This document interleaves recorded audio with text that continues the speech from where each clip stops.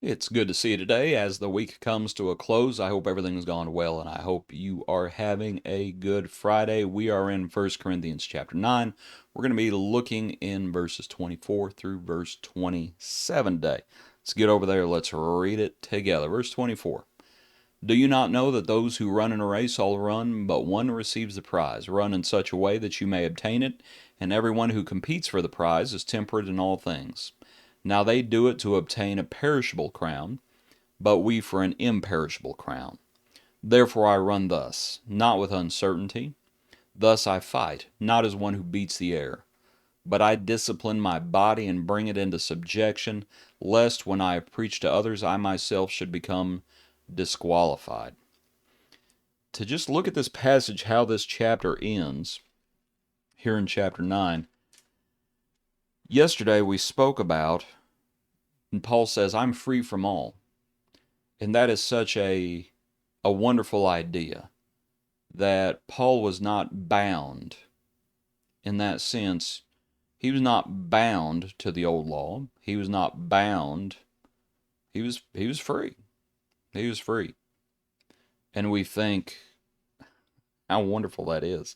And then he immediately switches pictures, switches metaphors, and it's straight into the marathon. And my point is just how wonderful is the picture of freedom.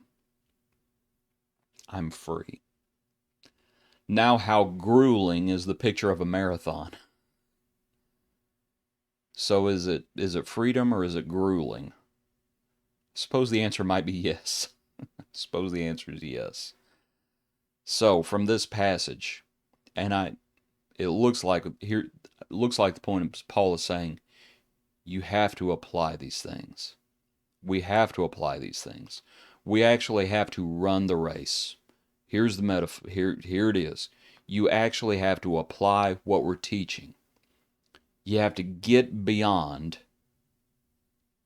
What good is doctrine if it's not applied? It's like James, when James talks about one says faith and another says they have works. He says, show me your faith without my works, and I'm going to show you my faith by my works. I'm going to put it into practice. And if I'm not putting it into practice, then it's dead. And I think Paul is saying the same thing. You have to put it into practice. You have to run the race. That's what you have to do. Do you not know that those who run a race all run, but one receives the prize? You have to run in such a way, but you do have to run. There's a famous baseball, oh, it's Friday, pardon me, basketball interview, where the ball player, and it was a few years ago, they're talking to him after the game, and they're talking about practice. For those who've ever seen the video, it's Allen Iverson, and he just keeps saying, practice? We're talking about practice? Not the game. We're going to talk about practice. That's all you want to talk about is practice? You don't want to talk about the game. You don't want to talk about actually getting on the court. You just want to keep talking about theology. You want to just keep asking questions. You want to keep just saying, well, what about this? Well, what about that? And throwing out these scenarios. At some point, you actually have to run. You actually have to run the race. You better get the doctrine right. You better get the theology right. You better get the faith right. But at some point, you have to put it into works. You have to put it into action. You actually have to run. And this is what Paul is saying for himself. He says, this is what I'm having to do. I'm denying myself. This is not just theology at this point. These are actions based on doctrine. I'm applying these things and I'm running. And you need to be running in such a way. They understood this was Corinth. They understood the games. They understood the metaphor. They understood it. Now they needed to apply it to themselves. Run. Discipline, he says. Discipline. Run in such a way that you may obtain it. Everyone who competes for the prize is temperate in all things. I discipline my body and bring it into subjection. I discipline my body. Bring it into subjection. Where does that discipline happen? In the mind? In the heart? This is what you're having, this is what Paul is having to do for himself. Why would the Corinthians think it was any different for them?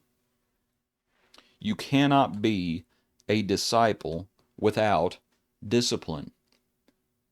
You may be free from all things may be lawful for you, but this is like Solomon in the Old Testament. Not to say that everything Solomon did was lawful, because it wasn't. When he had 700 wives, 300 concubines, and whatever his heart wanted, he went after. Well, the Corinthians are in a way doing similar things. It's, oh well, we're Christians now, and whatever we want to do, that's what we're going to do. No, you got to discipline yourself. You have to deny yourself for your own sake, for others' sake, for the Lord's sake, for the gospel's sake, for unbelievers' sake. You have to be disciplined. You have to bring your body into subjection.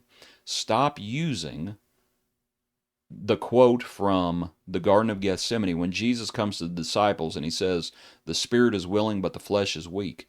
Sometimes people use that as an excuse, and it's just, well, you know how it is. The spirit's willing, but the flesh is weak, and I'm just going to do whatever my body's telling me to do. No. No, you're not. You're going to discipline yourself. Because I got news for you. When you say, well, I'm just going to do whatever my body tells me to do,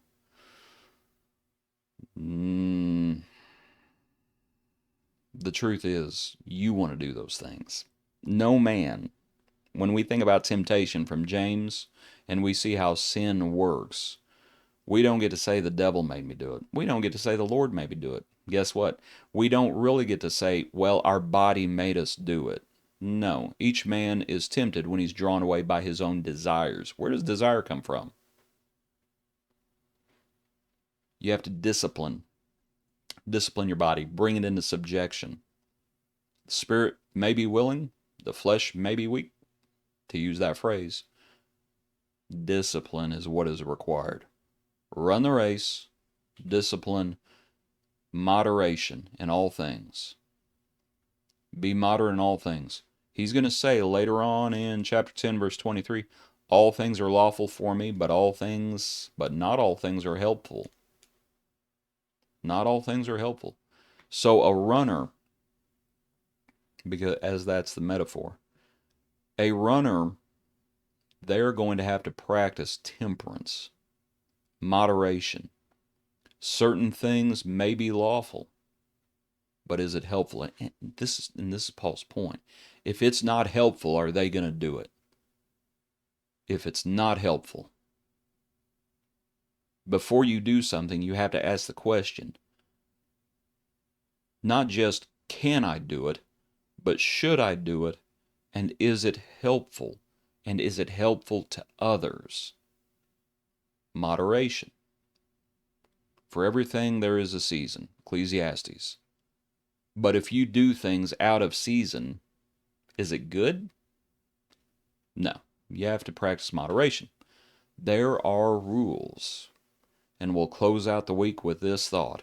When Paul says, I discipline my body and bring it into subjection, lest when I preach to others, I myself should become disqualified. Every once in a while in some of these big marathons, whether it's Boston or New York, wherever it may be, sometimes in the news you'll read about people who try to cut corners. They try to cut through. And usually they don't win, but they get caught. And what happens when they get caught? They're disqualified. Why do asterisks get placed next to records? It's because everybody knows. That's not legit. Why are titles stripped away?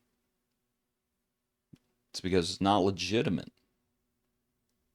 Why are players currently, the Olympics are going on?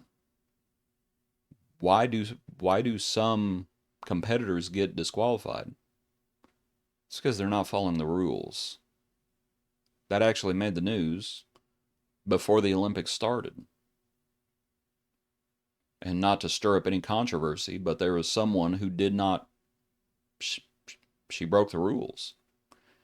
And people got all up, are still all up in arms, And they talk about how unfair it is that she was caught with a banned substance and try to justify it because of the situation she found herself in, because of the situation she had faced. She broke the rules. She was disqualified. Do you really think it's any different in the spiritual, in the kingdom? Paul says, no. He says, I discipline myself lest when I preach to others, I myself should become disqualified. I have to do this. I obey the rules, and I'm thinking about others, and I'm doing all this so that I do not lose my salvation, lest I myself should become a castaway. There are those out there, by the way, who do not believe that you can even be disqualified. Once saved, always saved. This is one of those go-to passages that shows how wrong that is. Not only is it a possibility, Paul says it was even a possibility for him. And that's why he ran the way he ran. That's why he disciplined himself. That's why he was practicing moderation in all things, temperance in all things. That's why he followed the rules. Because he's trying to please the Lord and he's trying to win others. And that's the race. That's the race. Glorifying God. Glorifying God, pressing on towards the goal, as he'll say in Philippians, and trying to win, that I might, like he says, that I might by all means save some. That's what he's trying to do. That's what we're trying to do as well. And that's what we hope you're trying to do also with us. Hope you have a good day. I hope you've had a good week. Hope you have a good weekend, as usual, and a good Lord's Day on Sunday. And we'll see you next week as we get into 1 Corinthians chapter 10, Lord willing. Thank you for studying along with us today.